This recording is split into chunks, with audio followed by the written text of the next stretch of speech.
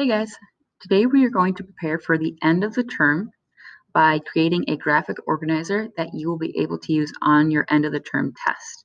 We're doing this for two different reasons. Number one, we just finished the unit on the Middle Ages, so we're going to answer the question about the Middle Ages that'll be on your test while that information is still fresh in your brain. Number two, the end of the term usually gets extremely busy in all of your classes. Like usually your class has like an end of the term project, writing assignment, or test. And we're going to go ahead and prepare for the end of the term now, so that way it's one less thing you have to do at the end of the term and one less thing to stress about.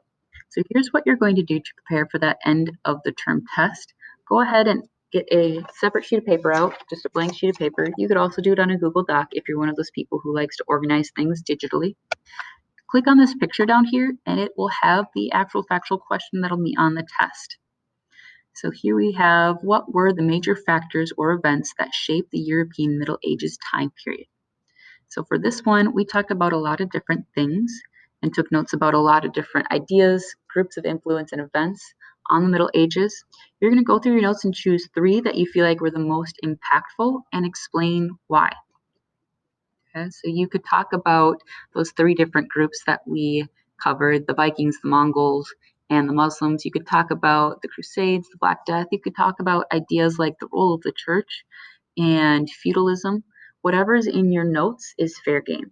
So choose whichever three things you feel like is the most impactful on Europe. And then you're going to want to create your graphic organizer based on those three things. You might want to double check that Fall of Rome writing assignment. Remember, on that writing assignment, I included a rubric, and that's the same rubric that I'm going to use when I'm grading your tests. So it might be a good idea just to double check that to make sure you have everything you need in order to get an A on that end of the term test. So we're going to review that super quick. Make sure your answer fully answers the question accurately. Make sure that you include some specific names, details, and dates in your explanation. Make sure that you have a clear claim that answers that question. And make sure your conclusion is relevant and kind of wraps everything up.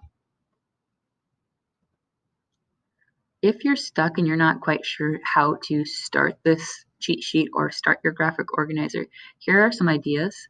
You don't have to use these ideas if you have your own separate idea, but it's a good place to start. You could do a traditional outline where first you write down your claim, and then you write down your three factors and a detail or specific name for each and every factor. So if you chose the Black Death, you could write down for your details like maybe how many people died from the plague or the Black Death. All right, if that doesn't work for you, you can always do this one right over here where you have your claim in the middle and you have your four different branches coming off your claim. Three of those could be your three different factors, and then you could write down your details within those boxes, and then the last one would just be your concluding sentence. If you have any questions, or even if you just want me to double check your claim, your details, or anything like that, feel free to contact me. Remember, my contact information is right here at the bottom of the post. On the day of the test, I won't be able to tell you if your claim is strong enough or if you have enough detail. So make sure you ask now while I can tell you what you need to add or what you need to do in order to get an A on your test. Okay? So up until the day of the test, it's fair game. You can ask me any questions about your graphic organizer and I'll be able to help you out. But on the day of the test, I'm going to have to say, sorry, I can't tell you, it's the test. So make sure if you're unsure about anything, or even if you just want me to check, that you ask me to do so, so that way I can give you feedback now. All right, if you guys have any questions, feel free to ask. You're not turning this in, but you will be able to use this on the test. Good luck, guys.